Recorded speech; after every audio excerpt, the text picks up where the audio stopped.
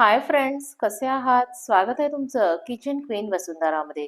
छान थंडीचा सीझन सुरू झालाय. बाजारांमध्ये फ्रेश फ्रेश अशा गाजरांची देखील चांगली आवक झालेली आहे. तर गाजर हे आपल्याला वर्षभर मिळत नाही. गाजर हे फक्त थंडीच्या दिवसात आपल्याला अवेलेबल होतं. त्यामुळं गाजरपासून बनवलेल्या वेगवेगळ्या रेसिपी आपण पाहत आहोत. तर आज असाच गाजराचा वापर करून आपण एक रेसिपी पाहणार आहोत. ती रेसिपी जी आहे ती पारंपरिक असणार आहे, पौष्टिक असणार आहे आणि 8 ते 10 दिवस टिकणारी आहे. त्यामुळे प्रवासात सुद्धा कुठं घेऊन जायची झाली तर ती आपण घेऊन जाऊ शकतो. खायला सुद्धा तेवढीच ती टेस्टी असणार आहे. तर अशी पारंपरिक रेसिपी म्हणजे गाजराच्या घाऱ्या किंवा गाजराचे घारगे ते आपण आज पाहणार आहोत. तर हे गाजराचे घारगे कसे बनवायचे हे जाणून घेण्यासाठी व्हिडिओ आहे तो शेवटपर्यंत पहा आणि चॅनलवर जर नवीन असाल तर चॅनलला सबस्क्राईब करा. त्याचबरोबर शेजारच्या बेल आयकॉनवर क्लिक करायला देखील विसरू नका. आता खूप वेळ न घालवता आपण रेसिपीला सुरुवात करूयात. गाजराच्या घाऱ्या बनवण्यासाठी आपण सुरुवातीला गाजर घेतलेले आहेत. या ठिकाणी मी अर्धा किलो होईल इतके गाजर घेतलेले आहेत. गाजर जे आहेत ते आपल्याला स्वच्छ धुवून घ्यायचे आहेत आणि त्यानंतर कॉटनच्या कापडानं आपल्याला त्याला छान असं पुसून घ्यायचं आहे. यानंतर आपल्याला गाजराच्या साली ज्या आहेत त्या वरच्या काढून घ्यायच्या आहेत. गाजराची साल काढून झाल्यानंतर आपल्याला गाजर जे आहे ते किसून घ्यायचं आहे. गाजराचा किस आपल्याला करताना तो आपल्याला बारीक जाळीनं किसून घ्यायचा आहे. खूप मोठा असा किस करायचा नाहीये. मोठ्या जाळीनं जर आपण किस पाडला तर तो किस शिजण्यासाठी आपल्याला वेळ लागेल. गाजर देखील आपल्याला सिलेक्ट करताना कोवळी गाजरं सिलेक्ट करायची आहेत. जर गाजरं जी आहेत ती आपली जून झाली तर त्याच्यामध्ये देठाचा भाग आलेला असतो, पांढरा जो व्हाईट भाग असतो, तो भाग जो असतो तो थोडासा कडक असा असतो. तो देखील आपला व्यवस्थित शिजला जात नाही. यासाठी आपल्याला गाजर सिलेक्ट करताना कोवळे गाजर आपल्याला सिलेक्ट करायचं आहे. तर अशा प्रकारे आपण गाजर जे आहे ते व्यवस्थित असं किसून घ्यायचं आहे आणि आपल्याला या ठिकाणी गाजराचा किस मोजून घ्यायचा आहे. अर्धा किलो मी जरी गाजरं घेतली असेल तर त्यातलं मी 1 वाटी होईल, एक मोठा बाउल होईल इतका मला गाजराचा किस लागणार आहे. तेवढाच मी गाजराचा किस जो मोजून जो आहे तो घेणार आहे. 1 बाउल होईपर्यंत मी गाजराचा किस जो आहे तो तयार करून घेतलेला आहे. त्यानंतर बाउलमध्ये गाजराचा किस मी मोजून घेतलेला आहे आणि आता आपल्याला हा किस जो आहे तो थोडासा असा शिजवून घ्यायचा आहे. गाजराचा किस शिजवण्यासाठी मी एक कढई घेतलेली आहे आणि त्याच्यामध्ये आपल्याला 1 टेबलस्पून होईल इतकं तूप जे आहे ते ॲड करून घ्यायचं आहे. तूप व्यवस्थित मेल्ट झाले की यामध्ये आपल्याला गाजराचा किस जो आहे तो ॲड करून घ्यायचा आहे आणि सुरुवातीला मी कढई जी आहे ती चांगली तापवून घेतलेली. त्यानंतर 2 मिनिटासाठी आपण गाजराचा किस जो आहे तो मोठ्या फ्लेमवर असा परतून घ्यायचा आहे. त्यानंतर आपल्याला गॅसची फ्लेम जी आहे ती मंद करायची आहे. हळूहळू गाजराच्या किसातून थोडं थोडं पाणी जे आहे ते रिलीज व्हायला सुरुवात होईल आणि त्याबरोबर त्याची क्वांटिटी जी आहे ती देखील कमी व्हायला सुरुवात होईल. गाजराचा किस शिजवण्यासाठी जे काही आपण भांडं घेणार आहे किंवा जी काही कढई घेणार आहे ती घेताना आपल्याला जाड बुडाची कढई घ्यायची आहे. त्याचबरोबर गाजराचा किस जो आहे तो आपल्याला एकसारखा असा हलवत राहायचा आहे, जेणेकरून किस जो आहे तो करपला जाता कामा नये. 8 ते 10 मिनिटासाठी मी मंद आचेवर गाजर जे आहे ते छान असे तुपाबरोबर परतून घेणार आहे. 10 मिनिटासाठी गाजराचा किस जो आहे तो मी तुपाबरोबर मंद आचेवर छान असा परतून घेतलेला आहे. यानंतर आपल्याला यामध्ये गूळ ॲड करायचा आहे. तर आपण गाजराचा किस घेताना पूर्ण 1 वाटी होईल इतका गाजराचा किस घेतला होता. तर त्याला आपण 1 वाटी होईल इतका गूळ घालणार आहोत. गूळ आपल्याला थोडासा असा बारीक करून घ्यायचा आहे. नंतर तो आपण गाजरामध्ये ॲड केल्यानंतर तो मेल्ट होणारच आहे. आता हा जो गूळ आहे तो आपण गाजरामध्ये छान असा मिक्स करून घेऊया. आणि या ठिकाणी आपण गूळ वापरलेला आहे. त्यामुळं हा गूळ जो आहे तो व्यवस्थित मेल्ट होईपर्यंत आपल्याला त्याला एकसारखं मिक्स करत राहायचं आहे. जर आपण एकाच ठिकाणी गूळ जो आहे तो ठेवला तर गूळ जो आहे तो काय होईल, काही वेळेला करपण्याची शक्यता असते. म्हणून आपल्याला थोड्या थोड्या वेळानं काय करत राहायचं आहे, हलवत जे आहे ते राहायचं आहे. छान असं चमच्यानं मिक्स करत राहायचं आहे.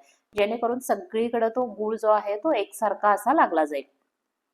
हळू-हळू गूळ जो आहे तो आपला मेल्ट व्हायला लागलेला आहे आणि आता आपल्याला हे सगळं मिश्रण जे आहे ते छान असं शिजू द्यायचंय, छान असं एकजीव होऊ द्यायचंय.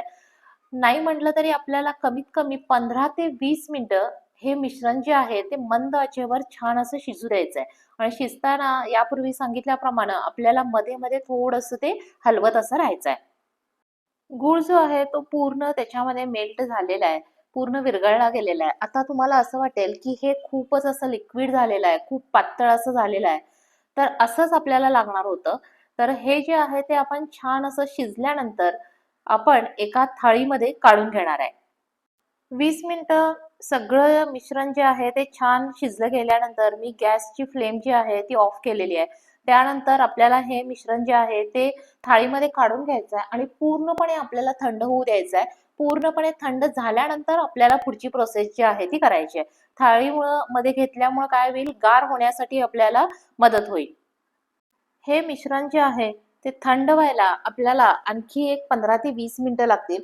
15 ते 20 मिनिटं झाल्यानंतर मिश्रण जे आहे ते अगदी टोटली छान असं थंड झालेलं आहे. थंड झाल्याशिवाय आपल्याला त्याच्यामध्ये हात घालता येणार नाहीये. आता आपण त्याच्यामध्ये पुढचे इन्ग्रेडियंट्स आहेत ते ऍड करूया.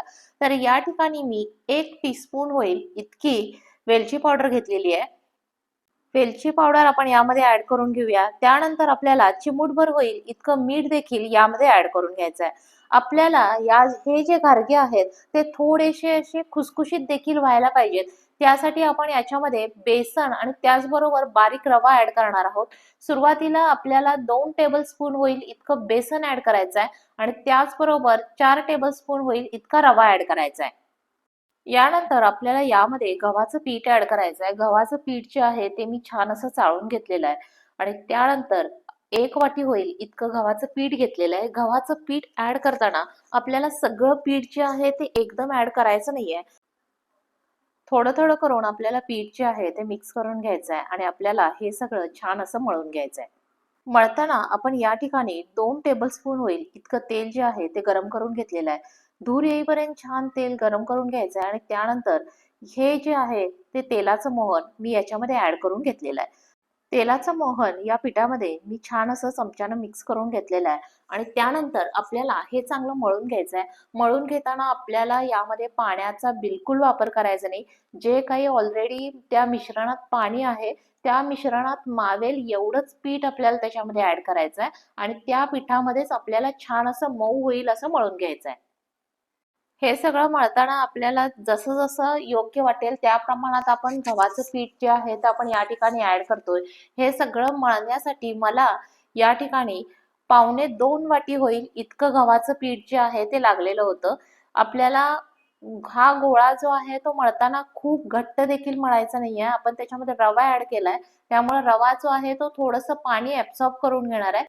त्यामुळं गोळा तयार करताना आपल्याला थोडासा असा लूज असाच तयार करून घ्यायचा आहे आणि तो आपल्याला नाही म्हणलं तरी एक 15 ते 20 मिनिटासाठी मुरण्यासाठी म्हणून ठेवून द्यायचा आहे. अशा प्रकारे पाण्याचा अजिबात वापर न करता मी छान असा गोळा जो आहे तो तयार करून घेतलेला आहे. हा तयार गोळा आपण मुरण्यासाठी म्हणून झाकून ठेवूयात. 20 मिनिटासाठी म्हणून मी हा झाकून ठेवला होता. 20 मिनिटं तो छान असा मुरू दिलेला आहे आणि त्यानंतर आपल्याला या मोठ्या गोळ्याचे छोटे छोटे गोळे करून घ्यायचे आहेत आणि ते आपल्याला लाटून घ्यायचे आहेत. गोळे आपल्याला खूप असे छोटे करायचे नाहीयेत. आपल्याला घारीची जी काही आपण पारी लाटणार आहोत ती आपल्याला जाडसर अशीच ठेवायची आहे. त्यामुळे आपल्याला गोळा बनवताना थोड्याशा मोठ्या आकाराचाच गोळा जो आहे तो तयार करून घ्यायचा आहे. तर या मोठ्या गोळ्यापासून मी 4 गोळे जे आहेत ते तयार करून घेतलेले आहेत. त्यातला पहिला गोळा जो आहे तो आता मी घेतलेला आहे आणि आता मी तो लाटायला सुरुवात केलेली आहे. मी यापूर्वी सांगितल्याप्रमाणे आपल्याला पारी लाटताना जाड अशीच लाटायची आहे. खूप जर पारी पातळ झाली तर आपल्या घाऱ्या ज्या आहेत, आपले घारगे जे आहेत ते कडक होतील. आता या ठिकाणी मला लाटताना थोडंसं ते चिकटायला लागलं पोळपाटाला, म्हणून मी काय केलेलं आहे बघा, तेलाचं बोट फिरवलेलं आहे. तुम्ही तेल लावू शकता किंवा थोडंसं गव्हाचं पीठ जरी वापरलं तरी देखील चालेल, जेणेकरून आपल्याला ते व्यवस्थित लाटता येईल आणि पोळपाटाला चिकटणार नाही. अशा प्रकारे पहिली पारी जी आहे ती माझी लाटून तयार झालेली आहे. त्यानंतर मी या ठिकाणी थोडीशी खसखस घेतलेली आहे. खसखस जी आहे ती आपल्याला याच्यावर थोडीशी स्प्रेड करून घ्यायची आहे आणि त्यानंतर आपल्याला एक लाटणं फिरवायचं आहे, जेणेकरून खसखस जी आहे ती त्या पारीला नीट अशी चिकटली जाईल.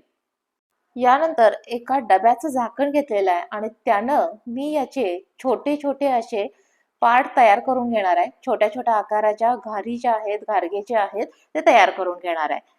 यामुळं आपल्या घारगे जे आहेत ते एकाच आकाराचे छान असे होतील. आता हे कट करून झालेले आपले घारगे जे आहेत ते आपण काढून घेऊया. याची जाडी जी आहे तुम्ही बघू शकता, थोडेसे जाड असेच ठेवायचे, पातळ झाले तर ते कटकटीत होतात. तर अशा प्रकारे मी घारगे जे आहेत ते काढून घेतले होते आणि ते आता आपल्याला फ्राय करायचे आहेत. तेल जे आहे ते मी छान असं गरम करून घेतलं होतं आणि आता त्याच्यामध्ये मीडियम फ्लेमवर आपल्याला हे आता तळून घ्यायचं आहे. घारी तळण्यासाठी आपल्याला अगदी 1.5 ते 2 मिनिटं इतकाच वेळ लागणार आहे. त्याच्यावर तेल उडवून आपण छान अशी घारी जी आहे ती पलटून घेतलेली आहे आणि छान तळून घेतलेली आहे. 2 मिनिटात आपली घारी तळून तयार होणार आहे. तर अशा प्रकारे आपली घारी जी आहे ती तयार झालेली आहे. यामध्ये आपण गूळ ॲड केलेला होता. त्याचबरोबर त्याला गाजराचा देखील कलर आलेला आहे. त्यामुळे आपल्या घारीचा कलर जो आहे तो असाच येणार आहे. अशाच प्रकारे आपण उरलेल्या सगळ्या घारी ज्या आहेत त्या तयार करून घ्यायच्यात आणि याचप्रमाणे त्या व्यवस्थित अशा फ्राय करून घ्यायच्यात. फ्राय करताना जर आपल्याला वाटलं की आता गॅसची फ्लेम जी आहे ती जास्त हाय झालेली आहे, तर त्यावेळी आपल्याला गॅसची फ्लेम कमी करायची आहे आणि गॅसची फ्लेम कमी जास्त करून सगळ्या घारी ज्या आहेत त्या छान अशा तळून घ्यायच्यात. आता आपण या ठिकाणी जे काही गाजराचं कीस आणि गूळ यांचं प्रमाण घेतलं होतं, तर या प्रमाणामध्ये माझ्या जवळजवळ 30 घारी जे आहेत, 30 घारगे जे आहेत ते तयार झालेले आहेत. हे घारगे जे आहेत ते जवळजवळ 8 ते 10 दिवस छान असे टिकतात आणि हे आपल्याला स्टोअर करताना त्याला पूर्ण थंड होऊ द्यायचं. थंड झाल्यानंतरच आपण ते डब्यामध्ये भरून ठेवणार आहोत. घारगे जे आहेत ते गुळाचे असल्यामुळे ते थंड होण्यासाठी थोडासा वेळ घेणार आहेत. तर अशा प्रकारे आपले गाजराचे घारगे जे आहेत ते तयार झालेले आहेत. तर ही होती आपली आजची गाजराचे घारगे बनवण्याची रेसिपी. रेसिपी आवडली असेल तर व्हिडिओला लाईक करा, शेअर करा. त्याचबरोबर चॅनलवर जर नवीन असाल तर चॅनलला सबस्क्राईब करा. रेसिपी शेवटपर्यंत पाहिल्याबद्दल धन्यवाद. लवकरच भेटूया नवीन रेसिपीसह. तोपर्यंत बाय बाय.